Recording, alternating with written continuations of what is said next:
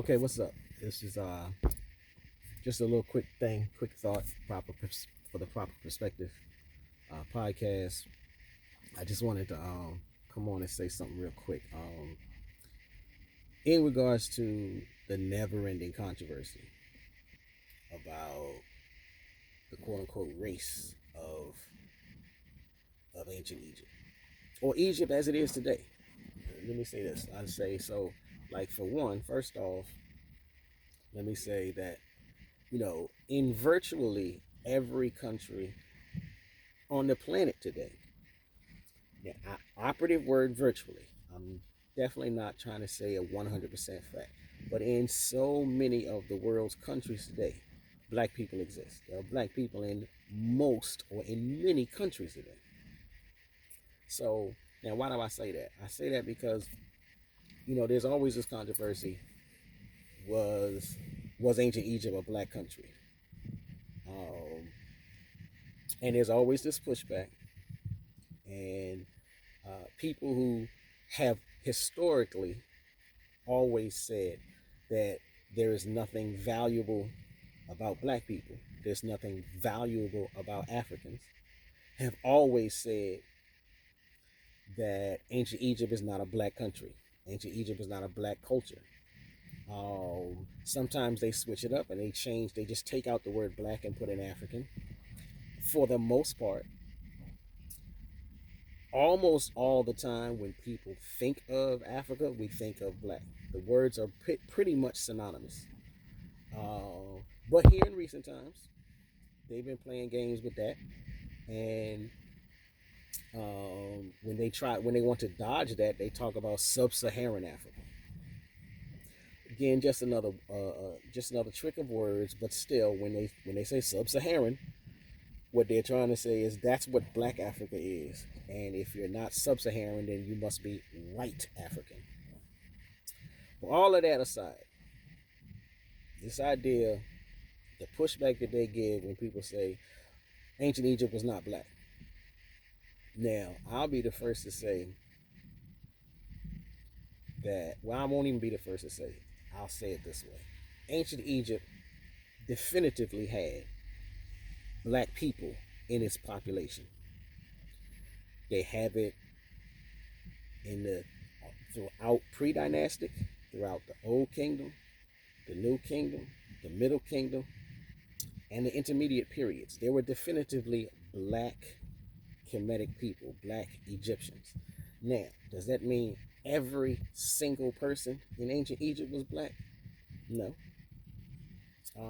Egypt of today, the Arab Republic of Egypt today, has black people, have definitively black African people in its borders, born and ancestrally belonging there. Their presence cannot and should not be swept away or pushed to the side to say they're not real Egyptians. They're not really Egyptians. Or some people say, oh, those are just Nubians. Well, in this respect, Nubians are Egyptians.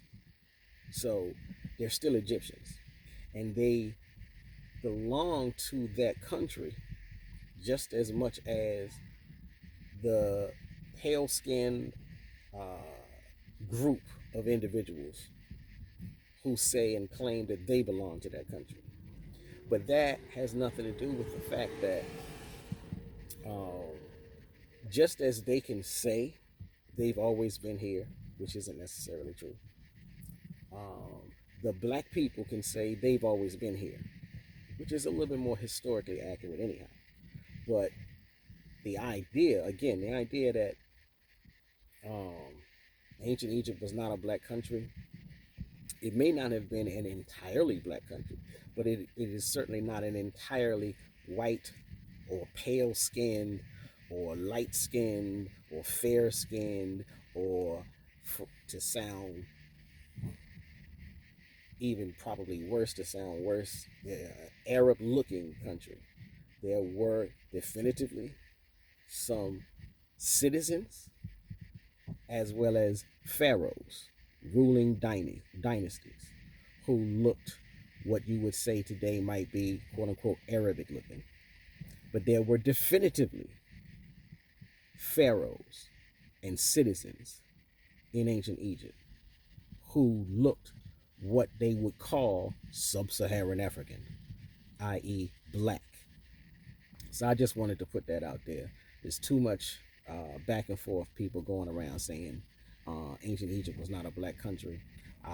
So I'm like, okay, if you go through the annals of history, all of the reputable historical figures that they do want to teach you about, they love to teach you about Herodotus, but they don't want to teach you that Herodotus said that the ancient Egyptians were black. They don't mind teaching you about the greatness of Count Volney, but they don't want to teach you that Count Volney said the ancient Egyptians were black. So that's the trick that they do, and they want to. They try to. They'll tell you about all of these historical figures, but they won't tell you that those historical figures saw ancient Egyptians as black. Whether you call them black, African, sub-Saharan, or you use some other term. The term Sudan refers to black people. The term Ethiopia refers to black people. The term Kim refers to black people. But they don't touch Ethiopia. They just, okay, well, the Ethiopians are black. Okay, well, the Sudanese are black. So, but then when you say the same thing about Kemet, oh, no, you can't say that. It's just a word game. They'll never give up their attempt to eliminate the blackness of ancient Egypt. But that doesn't mean we should give up the fight, and it doesn't mean that they're 100% right. But we shouldn't be under the impression that every last single citizen or ruling family was absolutely 100% black or African or sub-Saharan or any other term that we might use. So again, I go back to the idea, ancient Egypt, Kemet was a black country because it had a significant amount of black people in it who worked and fought and lived for the betterment of their nation. And it's no different than one could make the same argument about America. Now, that might sound shocking. America is not a black country. But is it? When you go back and look at all of the inventions that have boosted the economy historically and present day, when you look at the things that this country has gone through, this country is as much a black nation as it is a white nation. Now, albeit only one group of people, ethnicity, race, whatever else you want to call it, has been in power for the preponderance of time. But if there's a difference between talking about the content of a country politically speaking in its power and culturally speaking in its social mores and its peopling. So just as there is an extensive inheritance and presence of black people in America, there is an extensive inheritance of black people in ancient Egypt. With that, I'm out. Peace.